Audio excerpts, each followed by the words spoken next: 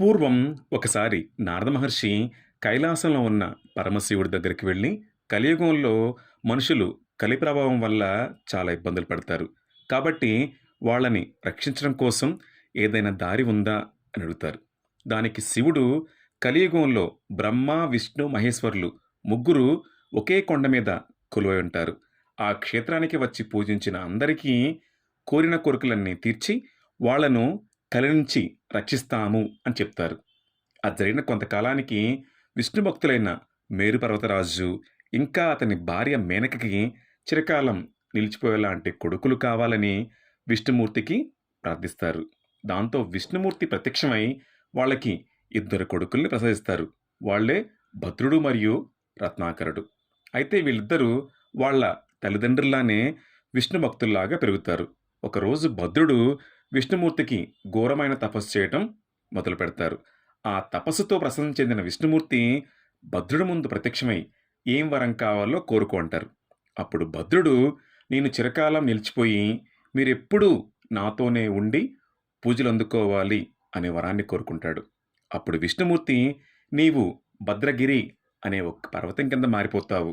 నేను నీ కొండపైన వెలిసి చిరకాలం పూజలు అందుకుంటాను అనే వరాన్ని ఇస్తారు. అలా భద్రుడు భద్రగిరి కింద మారి విష్ణుమూర్తి శ్రీరామచంద్రుడి రూపంలో భద్రగిరి మీద కొలువై ఉండి పూజలు అందుకుంటున్నారు.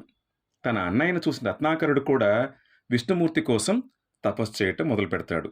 అలా విష్ణుమూర్తి రత్నాకరుడి ముందు ప్రత్యక్షమై, నీవు రత్నగిరి అనే ఒక కొండ కింద మారిపోతావు. బ్రహ్మ, విష్ణు, మహేశ్వరులు ముగ్గురు కూడా నీ కొండ మీదే కొలువై ఉండి పూజలు అందుకుంటారు. నీవు కలియుగంలో ఒక ప్రసిద్ధ క్షేత్రం కింద వర్ధిల్లుతావు అనే వరాన్నిస్తారు. అలా కలియుగం మొదలయ్యి చాలా కాలం గడిచిపోయింది. భద్రగిరి మీద శ్రీరామచంద్రమూర్తి పూజలు అందుకుంటున్నారు.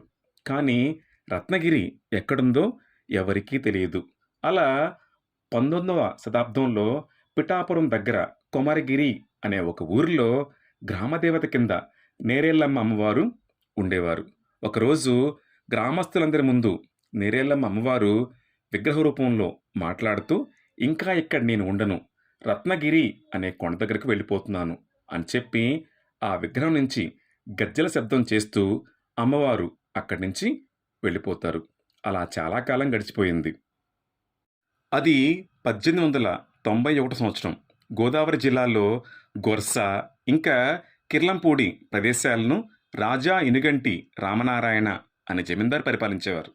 అతనికి ఒకరోజు రాత్రి కలలో స్వామివారి ప్రత్యక్షమై, నా పేరు శ్రీ వీరవెంకట సత్యనారాయణ స్వామి, నేను రత్నగిరి అనే కొండ మీద కొలువై ఉన్నాను. కాబట్టి నా విగ్రహాన్ని బయటికి తీసి దాన్ని ప్రతిష్ఠించి ఒక ఆలయాన్ని నిర్మించు అని చెప్తారు.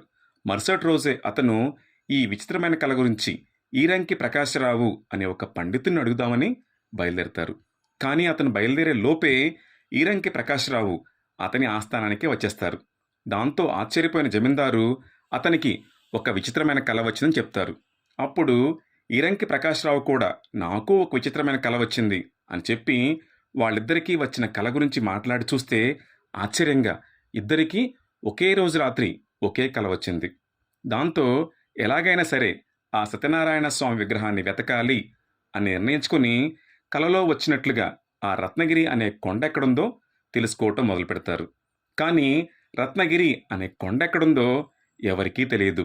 దాంతో కొంతమంది పండితులను పిలిచి ఆ రత్నగిరి అనే కొండ ఎక్కడుందో వెతకాలి అని చెప్పడంతో వాళ్ళు చాలా కాలం క్రితం జరిగిన ఆ నేరేళ్ళమ్మ దేవత కథ చెప్పి, నేరేళ్ళమ్మ రత్నాలతో ఉండే కొండ దగ్గర వెళ్తాను అని చెప్పారు.